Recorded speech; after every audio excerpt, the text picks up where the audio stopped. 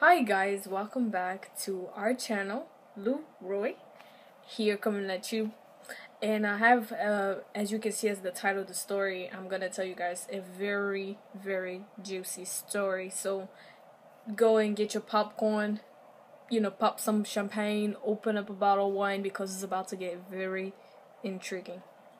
So this whole story is taking place at my first job, and due to some company reasons I can't state where I used to work, but I can definitely tell you that it was a warehouse, and I didn't like it whatsoever, and I would not ever recommend anyone to do this kind of work, okay? But if you really do need the money, go ahead. Okay, so let me just jump right into it. So this event is taking place at night, and basically, I was finished with my shift. I was done. I was just fed up with this job, and basically I got tired, and I heard my friend, let's just call her Mimi. Mimi was a very confused person. She has been dealing with a lot of issues in her relationship with her significant other, who also used to work at our warehouse basically. And he was very strong, very built, and he was like, yo, you cannot mess with him. So what ended up happening with him was, we're just gonna call him T. T. Okay, so T and Mimi have been together for like at least a good amount of 4 years, or even more, because last time I checked they were a lot more, you know, in their relationship, whatever. Anyway, because Mimi told me that basically she has been dealing with him, and she used to, punch. One time it occurred. This specific event occurred while they were in the same apartment. I don't even know why she had her binoculars were not working, because she got an apartment with him knowing that he was abusive. I don't get that, people. I just don't get it. So, and then on top of that, the good thing, I mean, not the good thing, but like the creepy thing about it is that she also has a child, a girl, who can see all this stuff, and she's like 4 years old. 4. So, she has a 4-year-old. The baby daddy, of course, is in jail. The stereotypical thing. And on top of that, she has this guy who abuses her every day, every night. Beats her up and everything. Like, I remember one time she came into work and she had a black eye, like, all the whole 9 yards. So she told me a specific event where she was really tired and fed up with him, where she was using the bathroom, and apparently he wanted to go in too, and she's like, no, I'm doing number 2. Would you like to come in here? Because I'm doing number 2 and it smells. I don't want you to, get all, nasty by it. And he was like, I don't care. Open the door. And he was like, I heard you talking with that guy. I know who it is. And she was like, what?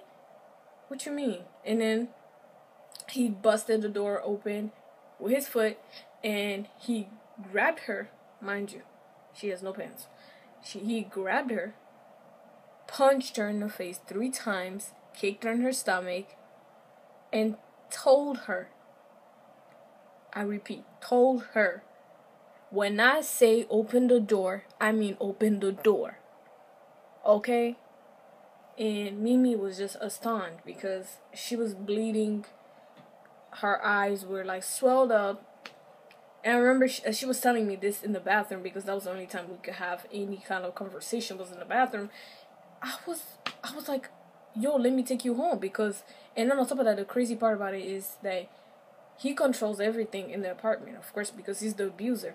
And then he had the key to her car. So mainly because of that whole heated argument of that yesterday day that I'm telling you about, he said, you're gonna be walking back home. I'm gonna keep the car and you're gonna walk back home, which is like, you guys, no joke, it's like, by walking it will be like at least an hour, okay? But if you drive, it's gonna be 30 minutes. So When I say this guy was crazy, he was crazy. He told her to walk, and she was actually walking home. And she stopped me halfway when I got out of work, and she was like, Mama, can you take me outside? She was like, can you please take me home? Because he's sitting out here acting all crazy, and he don't want to, take me home because of this argument that we had last night. I'm like, okay, let me take you home. Cause it was around like 1 a.m. in the morning, and I was really tired. I was just ready to come home. I didn't want to deal with nobody, but being the nicest person that I am, being the kindest person that I am, I was like, okay, Mimi, hop in. So she got in the car. We started driving. It was cool. I was just talking to her. I was telling her, like, so how was your life been? And she was repeating, retelling me the story I just told you guys. And then on top of that, she also told me that she met somebody else who also was apparently his replacement. And mind you, I'm like, why don't you pick him? He's really nice. You know what I mean? He doesn't hit you. He respects you. He respects your daughter. The other guy curses the daughter out. He does all the whole 9-yard thing. And at one point, as we are just about to approach her mom's house, because I had to drop her off at her mom, as we approach, no, actually we went to their apartment first, yeah, because we had to pick up the daughter to go back to the mom's house so she could stay with her daughter, because of this huge argument that they had the night before. So yeah, we went to their apartment, and mind you, we get there, she get her daughter, then we went to her mom's house. Now, as we go to her mom's house, as we pull up outside, I see a black car following us the whole entire time. The whole entire time, you guys. I'm not talking about when you give a distance. That guy was right behind my car. That's how freaking close he was, close to my car. And so I'm just like, oh my God, Lord, please don't let me die today. I'm not ready. So I'm panicking over here calmly, and she's just like staring. She's like, Mama, I think somebody's following you. I'm like, what? And so I turned, I looked at the rearview mirror. I'm like, oh shoot, somebody's following me. Somebody's following us. So as we pull up, we pull nicely into the parking lot. She gets out first, because he apparently, like, the way he parked right behind my car, so I couldn't get out. I couldn't get out the parking. So I'm like, oh shoot, something is about to happen. And I was right. So he got out the car, mad angry. Mad angry. Mind you, this is not his car, it's my car. Mad angry. What are you doing over here? I've been calling you. You didn't pick up. You didn't pick up at all. You don't do that. I called you so I can come and pick you up so we can go home. Why you ain't answering? I called you so many times. Yeah, because before then she wasn't even picking up, because I told her, now don't call, because he was calling constantly, so I told her don't pick up. But I mean, I did not expect that to go down like that. But anyway, this is how it happened. So he was like, he grabbed her by the arm, and he was like, whenever I tell you to pick up the phone, you need to pick up the phone. And she's just astonished. She's like, don't talk back to me like that, you blah, blah, blah, blah. I'm like, oh shoot. Mind you, the little daughter is in the back of my car, witnessing the whole entire situation. It got so heated that the boy at one point almost started choking my friend. And that's where I had to intervene. I said, excuse me. I don't know who you are. I don't know what has happened between y'all two. There is a 4-year-old in the back of my car seat. And I'm tired. It's 1 a.m. in the morning. Because of this favor, you took her car keys, which I don't even understand why you even have her car keys. But you need to realize that you have a younger person back there who's witnessing everything you're doing to their mother. Now I'm gonna need y'all to stop yelling, stop cursing, because she was also cursing him out, even agitating even more. And then I was like, so y'all need to stop cursing, stop arguing, get your daughter, get in the house. This is not healthy for both of y'all to be yelling. And then he was like, well, she's always starting this kind of crap. Every time I'm telling her something, she always want to say something back. And then on top of that, she just don't say something back, but she be, cursing me out. And I'm just trying to solve it as humanly possible as I can. Now, mind you, when all this is happening, I realized that my friend is provoking him, because why else would he be getting mad? She is actually adding more fuel into the fire. And I'm just like, I was like, Mimi, stop. And she just kept, you are blah, blah, blah, blah.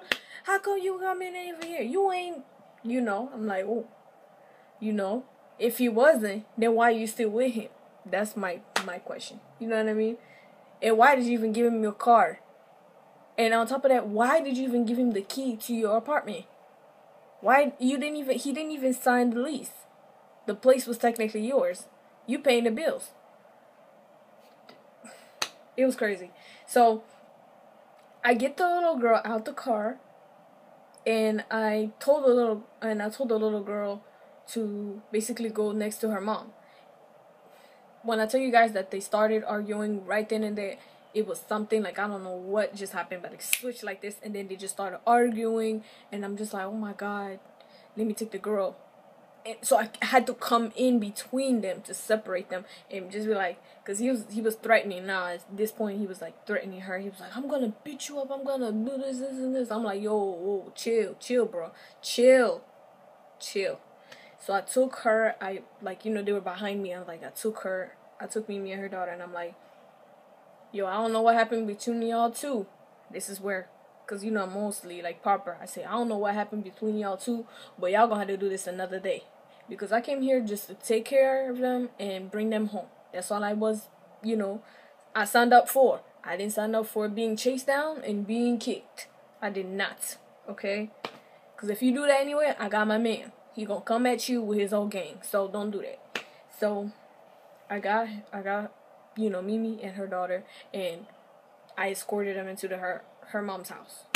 When I escorted her into the mom's house, I guess the guy come down, and then he was still parked out there, but he was a little bit less agitated because I said some remarks. And then I'm like, before we went in, I told him, do you see what you're doing to that little girl? That little girl's gonna grow up and look at you every time her mama has a scar on her face. Do you realize that? And so, as soon as I said that, that's when his whole demeanor, I'm talking about, like, I don't know where that rage was coming from, but that whole demeanor just slowly faded. Like, he was completely somebody else. Calm, and I was like, okay, we're gonna talk about this another day, but please, I'm gonna need you to leave, because I don't want nothing over here happening while I'm here, okay? I separated him. I successfully separated him, because he was actually following us into the door. So I got Mimi and the daughter in the house. I met her grandmother, and her grandmother was such a sweetheart, and she was telling me, I'm so glad that you are here, because you don't understand, Mimi has been with this guy for like such and such years, and it's been like 5 years I haven't spoken to her, but they've been together for such and such years, and he's the most horrible person that could ever come into her life and mess up just her life like that completely. I don't even know why she allows him in our life, you know what I mean? And when I looked, when I was having the conversation with the mom, because the mom doesn't speak properly like the grandmother does, because the grandmother realized that I'm not from here. So the mom came in and she was like, oh yeah, hey, how you doing? Oh, I heard you was my baby daughter friend. I'm like, yeah, I'm her friend. I came to drop her off because she asked me to after work. Oh yeah, you seen that nigga outside? Yeah, he I know he be acting like that. I don't know why he always be pressuring my baby, and he always acting like a fool. He always be coming up in here cursing everybody out. I don't even know why he be trying like that, for real. And all this time I'm just like, Lord Jesus. He's calling the house.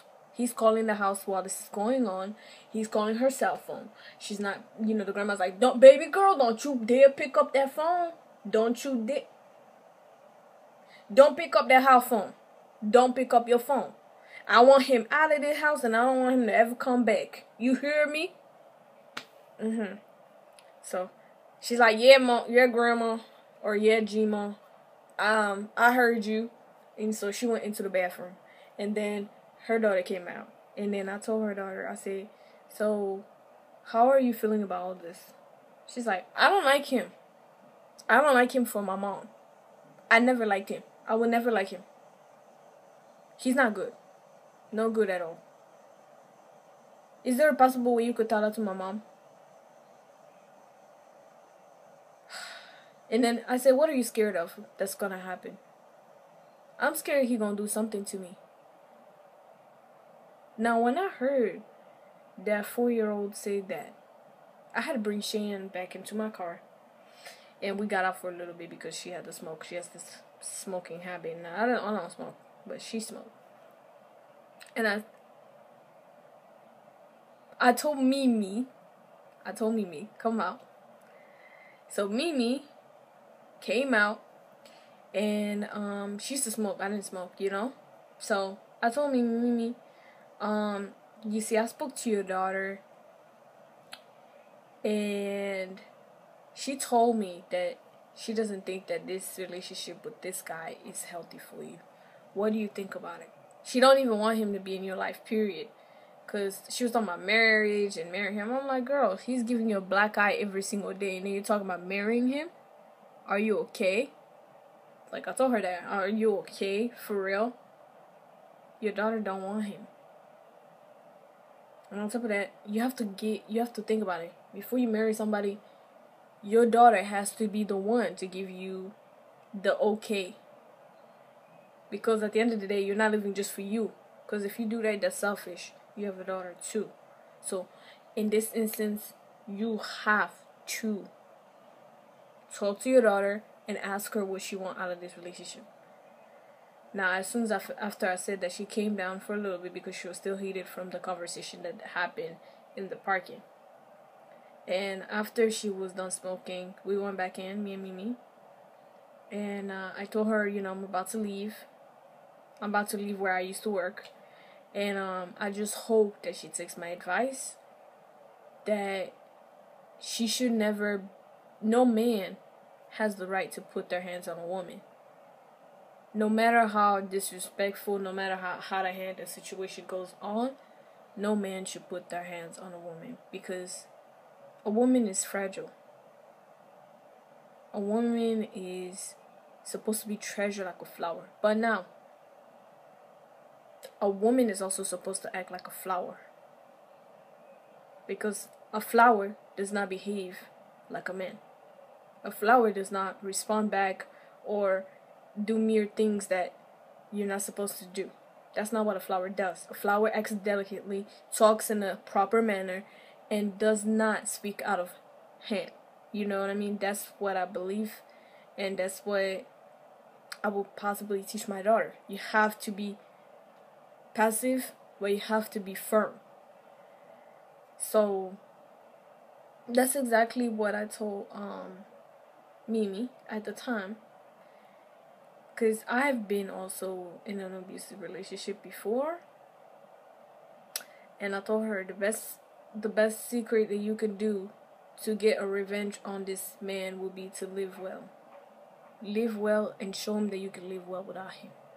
That would be the best advice that I could give to anyone that's going through an abusive relationship.